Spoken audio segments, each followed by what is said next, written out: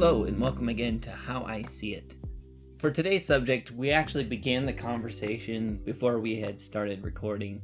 I don't think we planned on recording, and we realized once we got going, hey, we should hit record. So started recording midway through the beginning of the conversation, and I think you'll be able to catch on pretty quickly.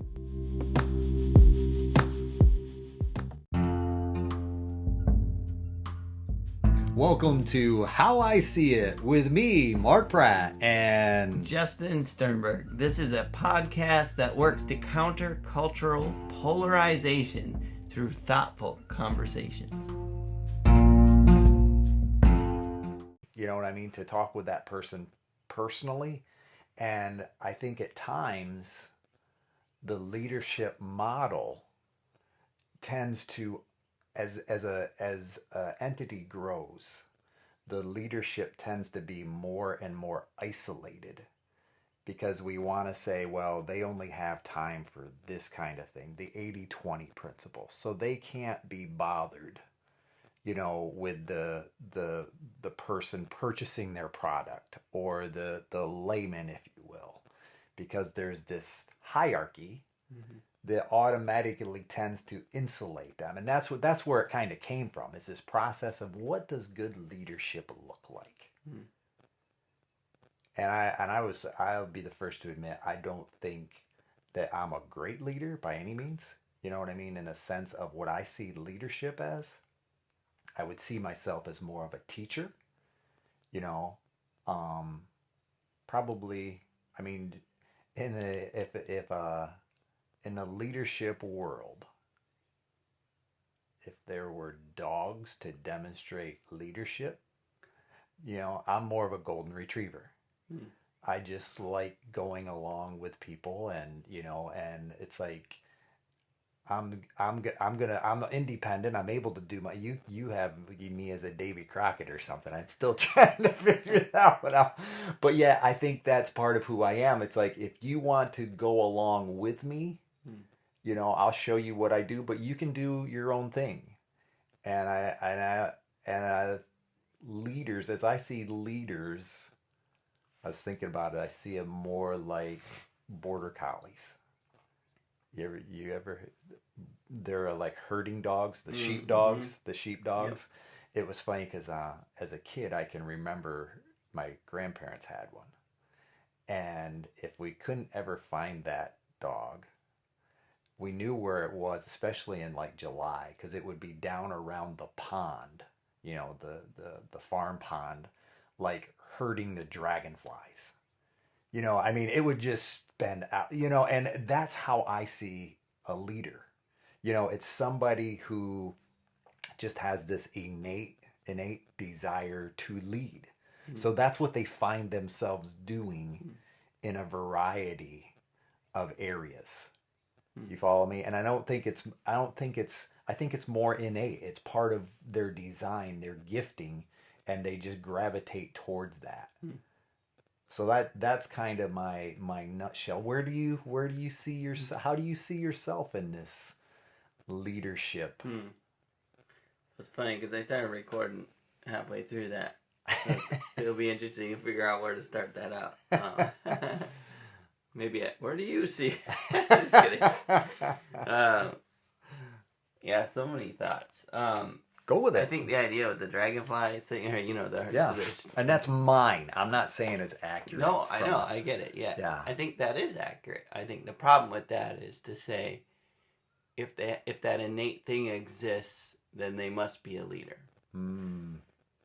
Because, I mean, when we first talked about doing an episode like this, I put true leadership in front of it, because I think there's a difference between what is typically known as leadership or defined as leadership and how I see it, what is true leadership. And so someone who can, round up the sheep,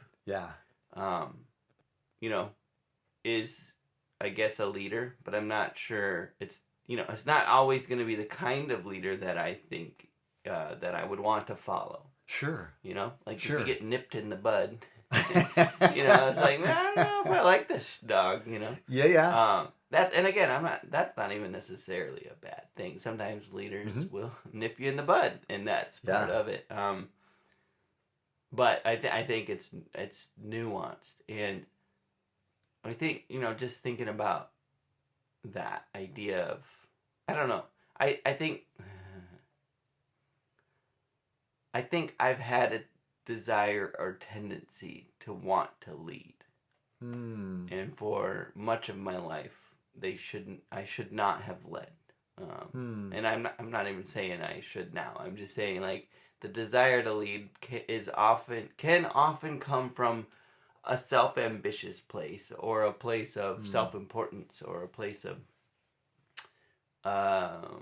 critique or whatever, and those aren't always the right places to come from as a leader. You know what I mean? Sure. So you're saying there's a difference between seeking leadership from almost a self-esteem perspective and leadership opportunity that is provided. In other words, opportunities that come your way versus seeking the opportunity out. Is that what I'm hearing? I definitely think there's a difference. I'm not saying seeking opportunities is wrong either. I'm just saying that self-ambition is essentially an antithesis to what I consider true and good leadership. Define what you would call true and good leadership then.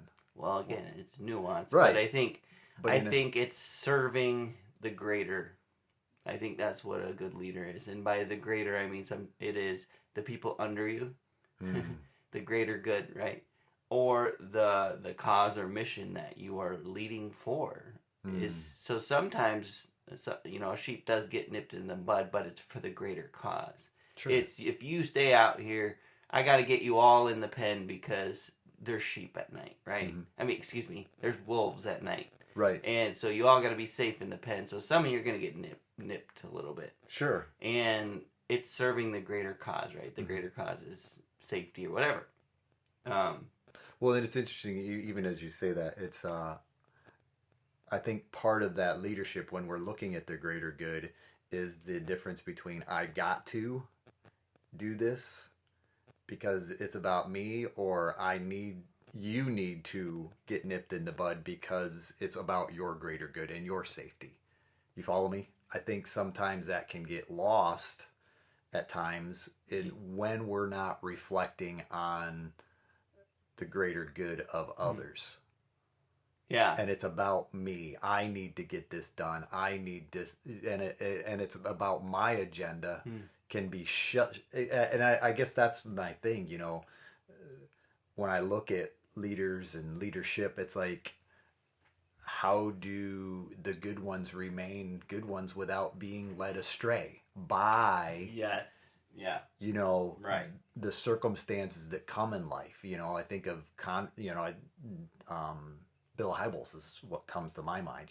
Tremendous. He did his leadership summits and so forth, but yet he still fell in his own way. And that's not to say that all of us can't fall, but it's like, I think when we hold leadership up on this pedestal. Yep. I think that's another hallmark of true leadership is humility. Is this idea to say what you just said, like, hey, I am a human just like the rest of us, and the reason I'm where I am is because I have this much more responsibility and things to answer for, and I've shown that I can do that, but I'm not without failure. Right? Sure. And I'm human. Yeah, and I think, leadership positions you always look up to them as if they're whatever. Again, true good leadership represents a lot of work. It represents a lot of, ideally, selfless behavior where you are doing a lot of work to make sure things go the way they're meant to go, to fit the vision, to fit whatever. And sometimes that means being an example. Like, a good leader sets the example, A role model. And, So an example, like you do the thing you want the sheep to do, for instance, right? Like, you run all the way to the back and you say, come on, and you run all the way to the front and you run all the way back. And, each sheep sees you running for 10 feet, but they're not aware of you're running circles around them, right? I think, now I'm not saying that's good leadership, but I am saying there is a part of leadership that just requires a lot of work. Sure. I appreciate you working with my analogy, even though it's inferior. We're stretching it. It's starting to, the seams are starting to stretch a little. But no, I think that it is adequate explanation because there is a lot of behind-the-scenes work that gets missed by any individual that represents making a thing happen or, pushing the ball forward, so to speak. I think good leaders as well know how to delegate. So like a good leader isn't selfless to the point where he burns up, and I think that's a valuable lesson that probably most good leaders learn the hard way. Maybe I don't know. Yeah. Because in an effort to be selfless or whatever, set the example, it's easy to, light the candle on both ends. And I mean, Jesus got away all the time, and he's the ultimate example of a leader, right? Sure. He didn't demand followers. He just showed up and did what he was meant to do, and people came, and then when he needed rest, rejuvenation, whatever, he would pull himself away in the thick of the night or whatever it took. He would take care of, things. I don't know. And of course, when we bring Jesus, there is that aspect of servant leadership. What does that look like? And well, that's what I'm saying is I don't think that's different than true good leadership. I think that it's synonymous, and I think leadership, the word that we hear in the world, whatever, just generally speaking, does not invoke that idea. Right. We think of the person that's at the front, the face of the entity is kind of what we've equated to leadership. And it's not always applicable. I mean, granted, that person had the vision, and I'm not. That being said, Christianity is named for Christ. Sure. He was the epitome of the head, of the face. He was on the cross, hanging. Yeah. I don't think that's not a correct thing to say they can't be the face, but servant leadership, often they become the face because, like I said, they're in front of you serving bandages or whatever, or they're hanging on the cross in Jesus' case. Like, you see them in ways that you think, boy, I'm glad I'm not there. Sure. I'm glad I don't have to do what they're doing. You know what I mean? Yeah. I don't know. And I think it's interesting, I guess, as you bring it up, I think of the disciples, when Jesus is washing their feet, and that servant leadership, and how, I think Peter, right? I believe it was Peter, basically said, don't wash, you can't wash my feet. Yeah. I wash yours. And I think, that good servant leadership like that almost makes us uncomfortable. Yeah. Because it's like that person's doing what I'm not sure I'm willing to do myself. And I think that's where you're talking about, being the example of doing what needs to be done, even if it makes me uncomfortable. Serving other people that sometimes I just want to judge and push aside. And I think that brings up that other part of it that I get to sometimes is like, I think the leadership of the face, the person at the top, it does tend to have sometimes a distance. There can be this distance between the top, if you will, and other people. And that I think that's the part that's almost distasteful for me. Yeah. So let's talk about that. Yeah. Because, again, we'll keep using Jesus as an example. That makes it easy. Like, you think about the Sermon on the Mount, or where they fed 5,000, right? Uh-huh. And the people in the back, they weren't able to connect with Jesus. They weren't able, you know what I mean? Yeah. But who does the story interact with the most? Well, the disciples. Sure. And so, as much as it's ideal to say their, leader is a man of the people or whatever, there's only so many people you can reach, you can connect with, you can whatever. And not to mention your time is valuable, and so you have to prioritize where that goes, right? Where that time goes. Yeah. And, of course, I think you and I would argue the same thing, which is that priority sometimes lies with the people, or like walking among them, whatever. Yeah. Like walking to the back of that crowd. Sure. And I don't know. But I also think a large part of the New Testament is Jesus and the disciples only, right? Where he's trying to build and infuse into them the vision and mission, right? Sure. So that he can go with them when he's not there, right? Sure. So that what they are leaving him to do represents what his Father wants them to do. Sure. And I think that's any good leader, that's going to be a large percentage of their time is investing in the people closest to him, so that when they leave away from him, they do the thing that he's trying to do, which is serve the vision and mission. Sure. Right? Don't do what I want you to do, but I want you to do what the vision and mission wants us to do. Sometimes that will go against what I say, and when those times happen, we need to work through that, because, again, as a leader, you're not infallible. Right. And I don't know. No, I appreciate the analogy, because I think, we do have that tendency even to judge leaders because of where we are in that hierarchy, if you will. Yeah. You follow me? Yep. If you see yourself as the the man, as him being the man, it's like, well, I'm not sure how I feel about the man when I'm in the back of the crowd. Yeah.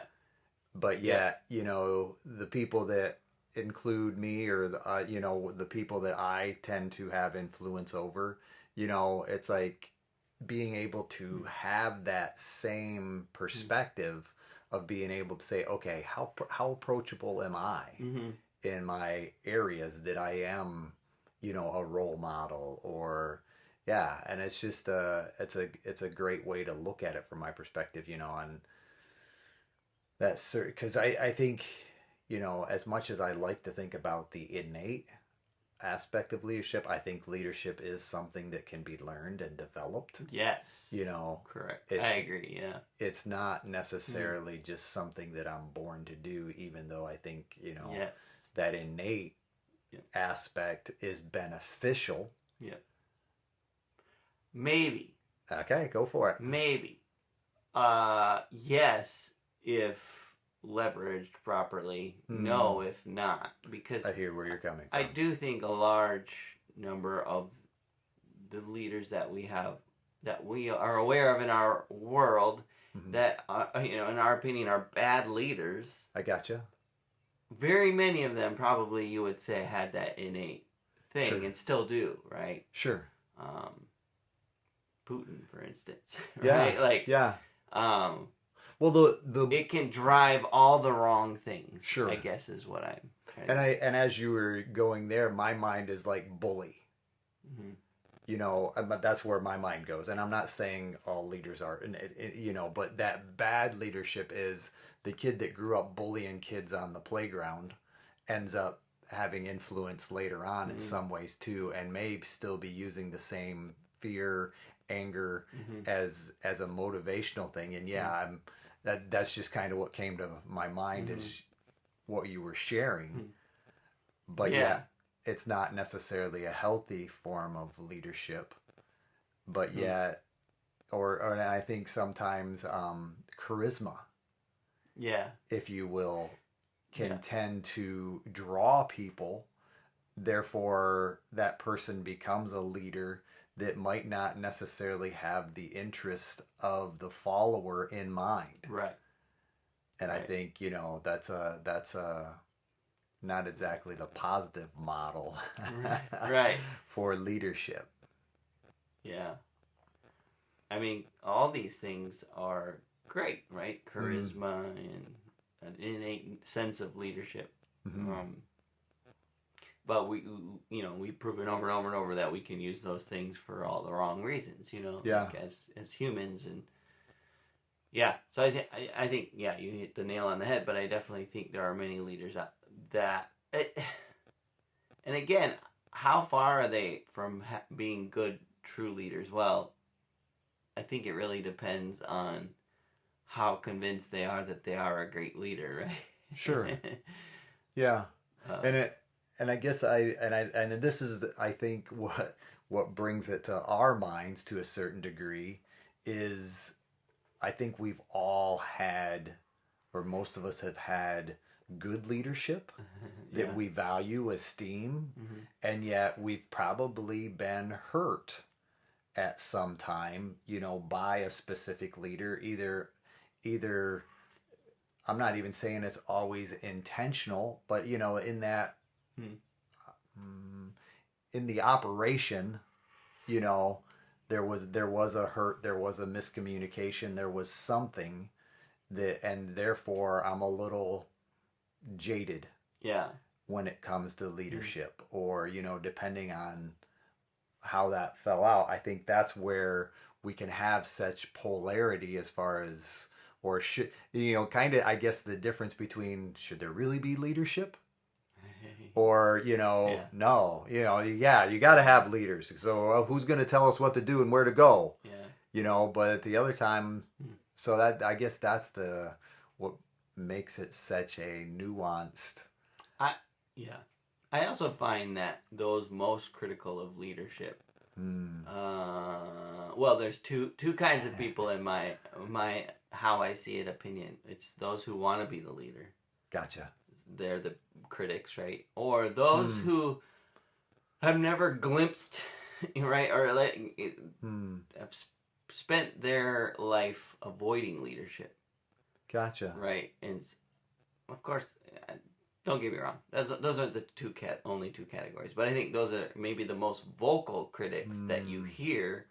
It's like, well, yeah, you're not getting the hand-me-downs you want, right? Like, as someone who's never aspired to leadership or really shouldn't, their complaints might represent, like, they're not doing enough for me.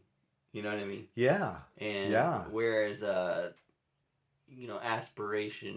someone with the aspirations towards leadership would go, well, they're clearly not doing this thing. Look, they're not taking care of you. They're not filling your needs. And I don't know. It's just interesting. But no, that's a great insight as far as, I think, because I think of when, I'll be honest, when I complain, that's that process, might be stepping on my toes, I'll be honest, to the point of when I complain, where's that coming from? Yeah. You follow me? Yeah. And being able to recognize that and say, okay, yeah, that's a great perspective. I even as I'm gonna have to I think of F3 comes to mind. The fitness group that we have, because that's a rotational leadership. Yeah. And it's interesting, because I look at that group and I recognize there are guys who prefer to lead. When they need leadership, there's a core of guys that will lead there. Yep. And I'll sometimes stand back or sit back because it's like, here again, I don't see myself as that leader. I'm not what I might consider an type A personality leader. I'm comfortable leading if there's a vacuum. Right. If leadership isn't available, I have no problem filling a gap. Yeah. that's how I see that. Yeah. But I have to, in that, I'm also willing to wrestle with, is it that aspect of that second category? Do I fall into that second category? What was the second category? Where abdicating leadership. Mm-hmm. Yeah, and they're not serving your needs, kind of thing. Yeah, I'm just being transparent in that, to the point of being able to say, okay, because that's what I'm saying. F3 came to mind. I have led at F3, but I always recognize that there's guys who desire, and therefore I do not allow them, but you know what I'm saying. It's like okay with me, to follow them, and yet, so that's where I'm just pondering that.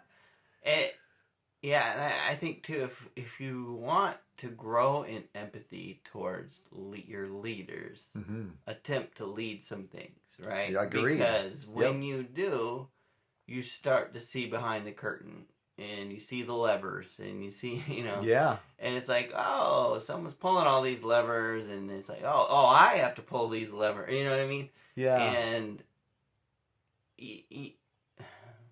I will definitely say, as someone who's, led a few things, like nothing huge or whatever, but led CR for a while and work, I have some management position, which I'll get to this in a minute, but I don't think leadership is management. Anyway, I'll get to this in a minute. Yep.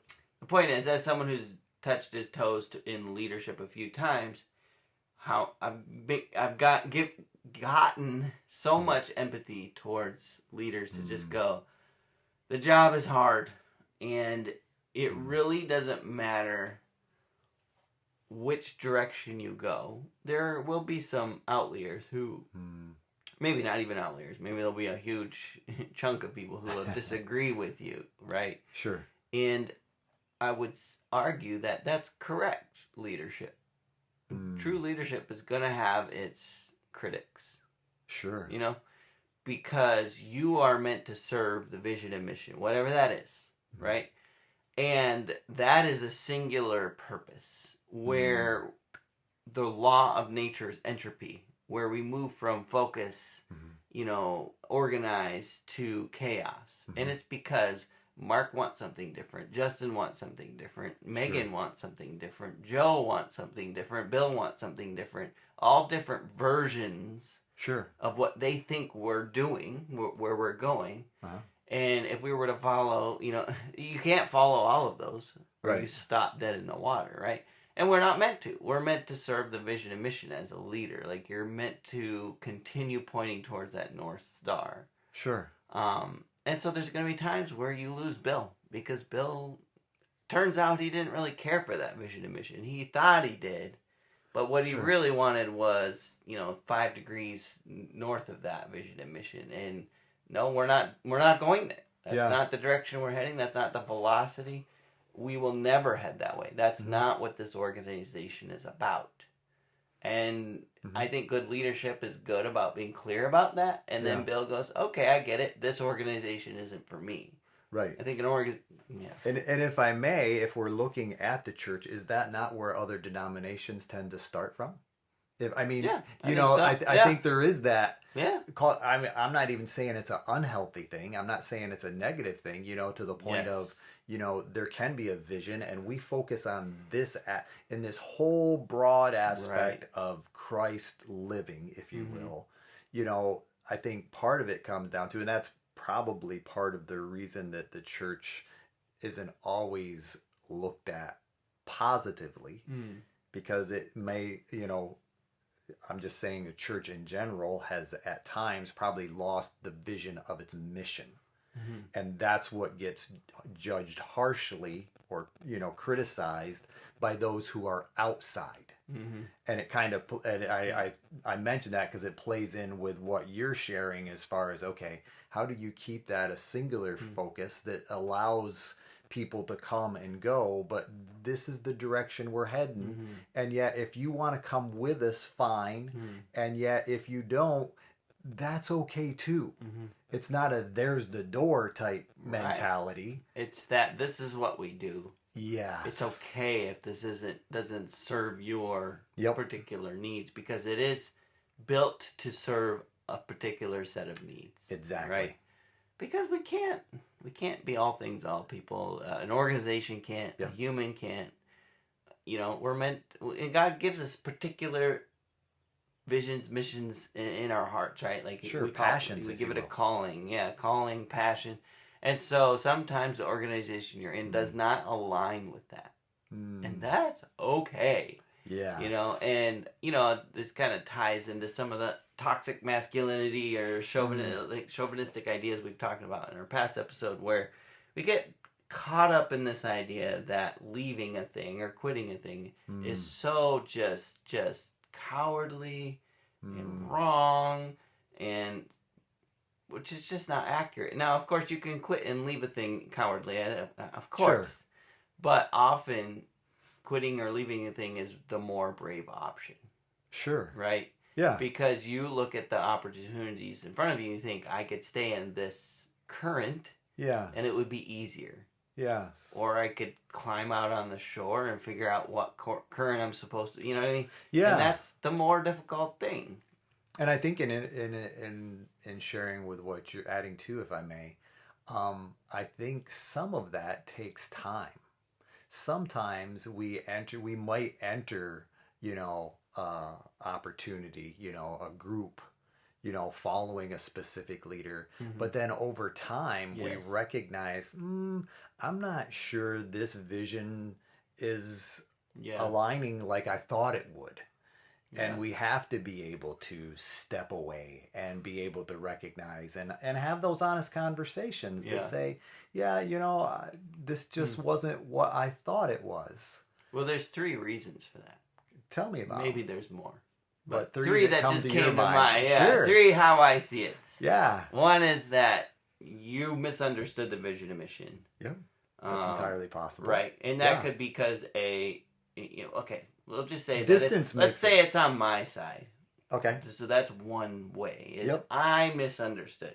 Yep. And the whole time they were communicating well what their vision, and I said, I think when you say that, you mean this. And I just bought into that for long enough and go, okay, I guess they mean what they say, right? Yes. The other side is it's communicated incorrectly, or the expectations aren't set. So I understand it to be this because that's what's, and so does everyone, or so does most people, right? That's what's communicated. Yep. And yet, as you drift in this stream, this current long enough, it's not flowing towards that. Sure. So you see that. Yes. And you go, okay, now I understand this is not what it's purported to be. Sure.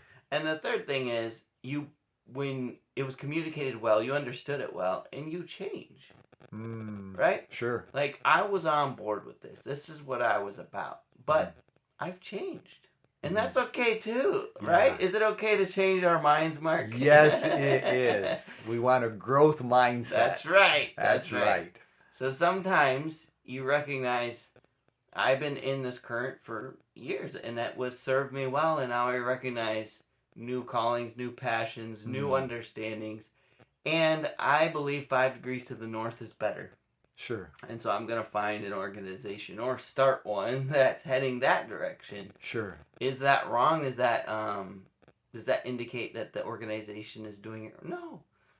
Not necessarily, right? No. Doesn't have to be. Yeah. I mean, there can be areas where it is to that point. Right. Where it's like, no, I'm recognizing this is unhealthy. Right. And I think that's the part where it's personal leadership, if you will, that personal responsibility to be able to say, okay, this is not what I thought it was, or this is not what it was communicated to be, or I have changed, and now it's time for me to do something different. Or I misunderstood it. Sure. And it's time for me to do something different. Yeah, so personal leadership is on that's the one end. If we're talking about leadership, I think the best thing that you can do is figure out your vision and mission and communicate it nonstop. Sure. Set expectations early and often, right? That this is what we're going to be doing. Sure. This is the direction we're headed. Right. And this is what that direction looks like over here. And this is what that direction looks like in this part. And this is what this direction looks like at this time of day, right? and setting those expectations as often as you can in every area you can, letting that vision and mission filter down through every decision, right? Sure. Those values. I think that's, as a leader, the best thing you can do.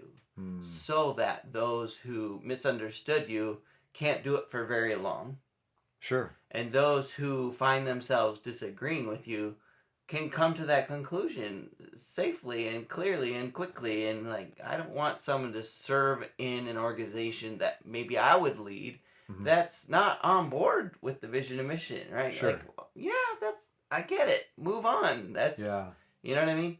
And if anything, that I think that brings up another point. It's like, if I think there is that tendency with the two fallacies you share, of I want to be the leader, or, that kind of thing. I think we can tend to, as humans, we can tend to hijack the mission and almost come in and kind of like the wolves type thing, when, Jesus talks about, I start pulling other people aside and saying, well, if I was leader, I'd do this. We'd have ice cream at lunch, in a simplified version. But, I would be this isn't right and this isn't. And I think that's the sad part of, sometimes church leadership is that, where the factions, right, are created. Right. And I'm just as we're talking about that, that's what comes to mind for me is that, how many times I've seen that, and it's like, it just leads to that division again, and, telling people what they may want to hear. That's sad. Yeah. When that happens. Yeah. And what do you do as a leader about that? Yeah. I think sometimes you stand up and you say, hey, follow me or don't. Yeah. And I think that's where, some of the stuff you were saying earlier, I have empathy for it. Yeah. This idea that, hey, right-hand man, can you get up and just remind them what the vision and mission is, and that's what I'm here to serve. Right. As a leader, and that, I think good leadership points to the vision and mission. Okay. And says, follow that. Sure.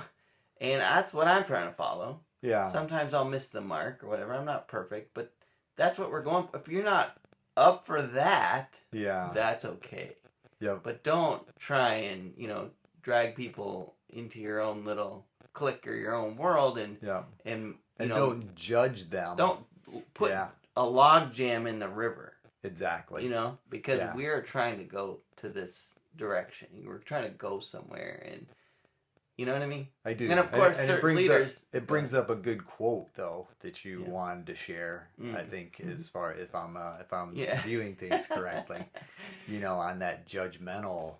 Yeah. Well, I was thinking about people who believe that, leaders are wrong for one reason or another, and whether it's I'm a sheep and you're not feeding me fast enough, or I'm a leader in training, say, who thinks you're doing it wrong, right? Yeah. It makes me think of Theodore Roosevelt's speech, where the man in the arena. Sure. He says, it's not the critic who counts, not the man who points out how the strong man stumbles, or the doer of deeds could have done them better. The credit belongs to the man who is actually in the arena, whose face is marred by dust and sweat and blood, who strives valiantly, who errs, who comes short again and again, because there is no effort without error and shortcoming. But who does actually strive to do the deeds? Who knows great enthusiasms, the great devotions, who spends himself in a worthy cause, who at the best knows in the end the triumph of high achievement, and who at the worst, if he fails, at least fails while daring greatly, so that his place shall never be with those cold and timid souls who neither know victory nor defeat. And that's a part of his much larger speech, but I mean, I think that says it all, right? Especially it's specifically to what we're talking about with criticizing leadership or whatever. It's like, until you get in the arena yourself, you don't count to that person. I think that's where you see some of the insulation happening. Gotcha. Is there needs to be a certain amount of that to be sane. Or a certain amount of what to be sane? Insulation from the voices, from the critics. Gotcha. And a certain amount of insulation can be separation. It can also be a smile and nodding, right? Mm-hmm. It can be, you know what I'm saying? I hear you. I hear you. I hear you. Yes, exactly. It can be an I hear you. That's good. I think a lot of the things that you and I talk about in regards to good and bad leadership, I think I have a more generous take on it because I've tried to do leaderships. I've been in the arena in a few places, and you get bloodied, you get beat up. You know, it's hard. Yeah. And it's very, on any given day, you feel like you're losing again. You know, and it's like, what do you do today to turn things around, and can I turn things around? And it's just challenging, you know? Yeah. And it all comes to you. It's like, well, we're not going the direction we want to be. Who should I point fingers at? Well, me. I have to point them at me. It starts with me as the leader.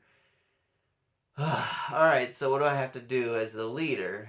You know, because I can't go to my right-hand man and go, why didn't you whatever more? And it's like, that might be part.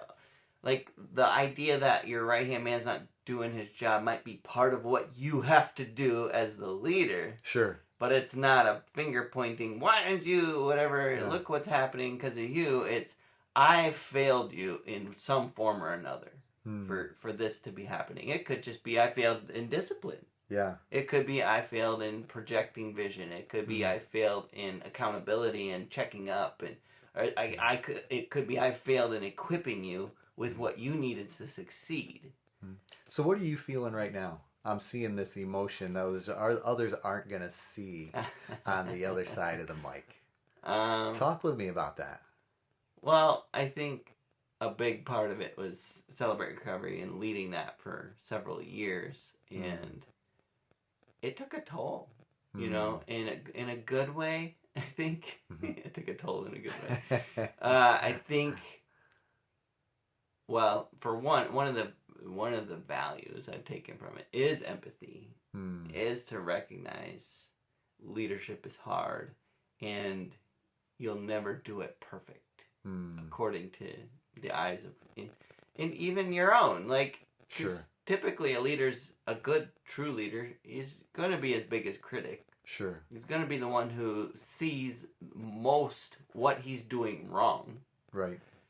And so when you balance, I think about the times when I think about all the things that I was doing wrong. And when someone says, hey, this thing, you know, you're not feeding me fast enough or whatever it was, right? It's like, I know why you're upset about that. And it's not because I'm not feeding you fast enough. And it's because I'm not doing this over here correctly. That would, you know what I mean? And you would even see that even before an individual might even say something. Often, right? Because you see the trickle-down effect as a leader. You have the vision to, you know, if you're doing it right, to be able to see, if I don't do this today, in 3 weeks, someone's going to complain about not eating again. Or whatever it is, right? And then it happens. You're like, yeah, I know. But I couldn't get over to that thing. Yep. And so leaders are fallible. They are limited. Yeah. And so just recognizing how difficult it is, and yeah. No, I appreciate you sharing from that. And it is interesting because I'm not in that role, but as I think about, you know, Sparrow's Rest, you know, when people come out, you know, they'll see what we've done, and it's like, you know, it's not a big deal, but the prioritizing that has to go into a vision. Yeah. Because so often I think it is, you know, people who haven't necessarily been privy to the whole journey, you know, the year or year and a half, or who are coming in, it's like the tendency is, and I hear it all the time, well, you should do this. Yeah. And you should do this. And you should do this. Yeah. And it's like, it's not that those things aren't on my radar, and I would love to be able to do those and Yes. but in the meantime, I only have so much bandwidth, and this is what I'm prioritizing, Yeah. and the rest will have to come and follow with that. Right. So I'm appreciating and as what a you're leader too, it's like that's a good idea. Is it Yes. is it a great idea that serves the vision and mission?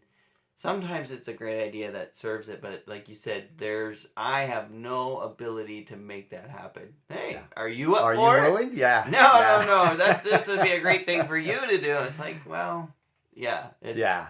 Yep. You get a lot of that. Yes. Like, weekly. It's like, we should do this. You're right. Good Yes. idea. And that's some of the insulation you build too, to just go,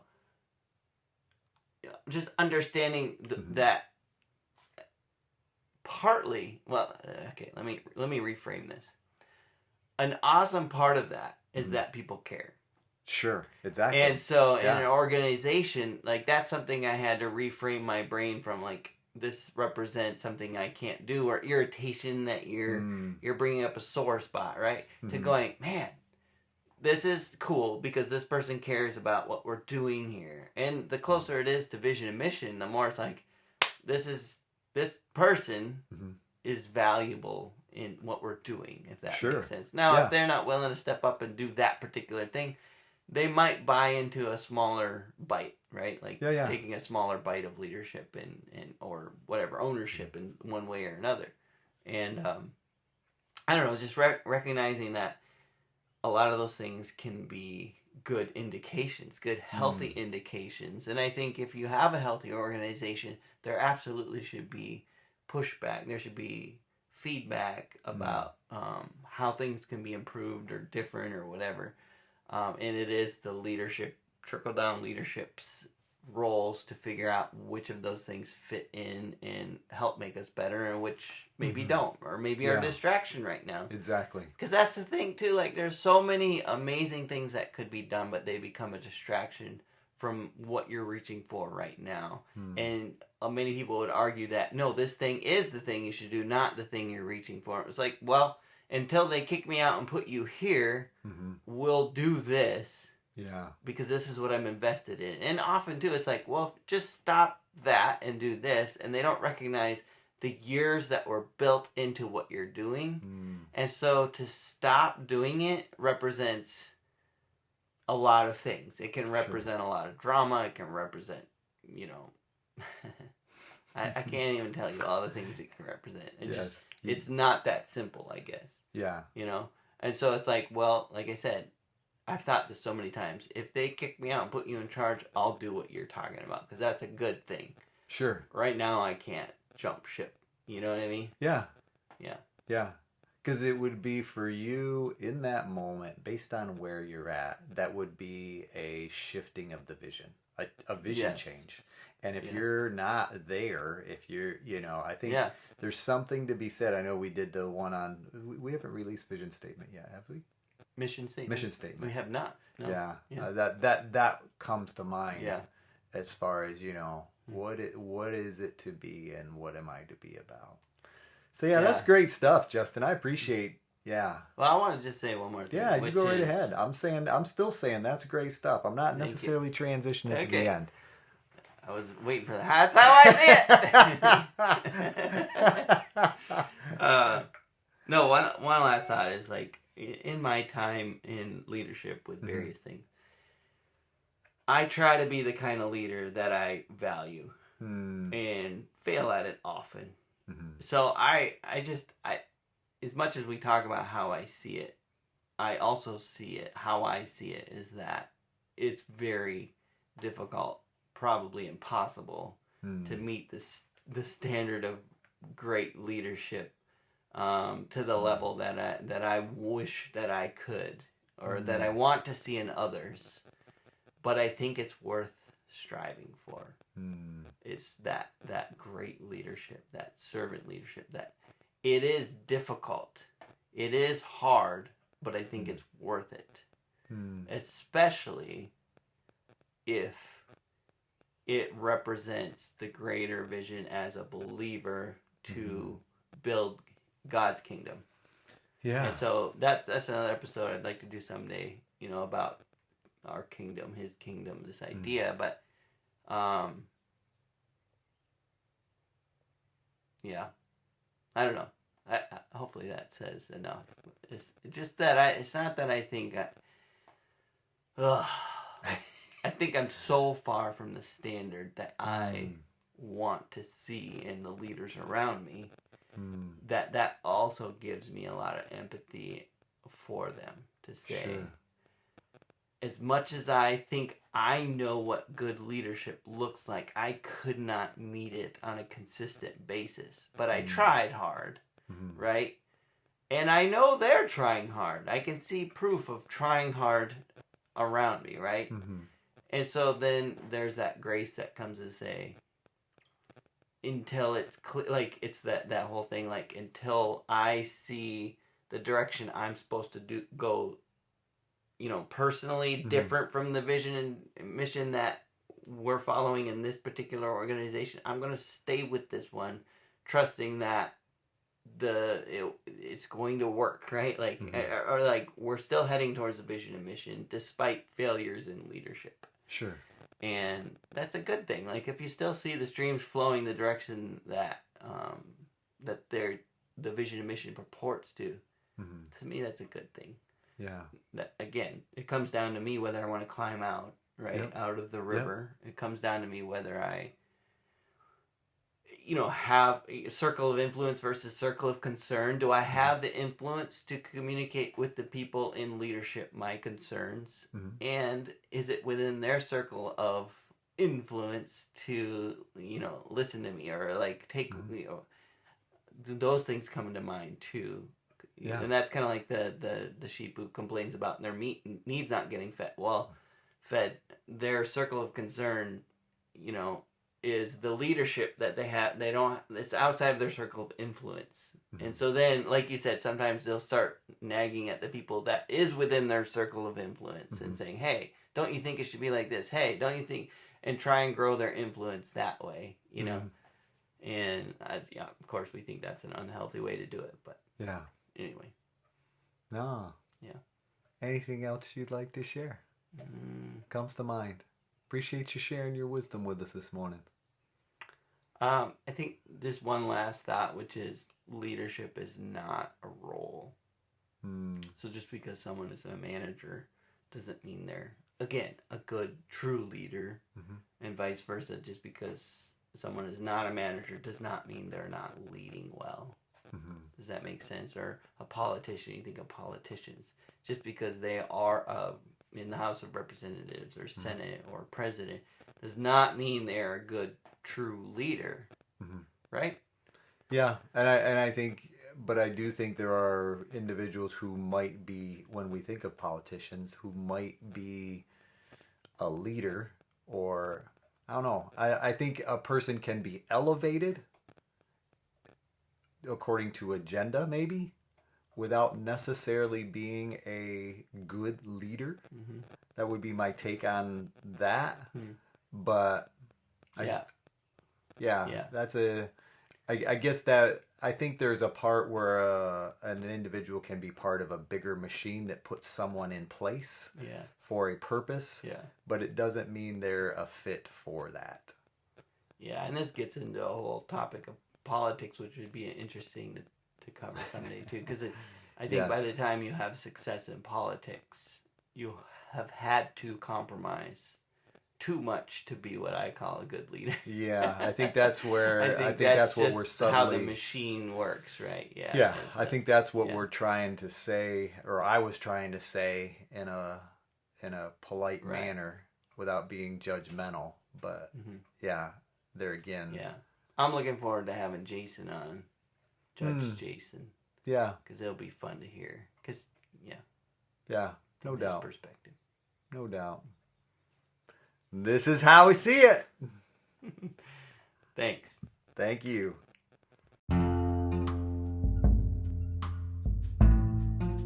Hey, thank you for listening to our podcast. If you like How I See It, please do all the things that podcasts tell you to do. Subscribe, rate, review, Follow us and or talk nicely about us on social media. If you want to reach out, the email is us@howiseeit.click. Yep, I said .click, as in .click. Please tell your friends about this show, and we'll see you on the next one.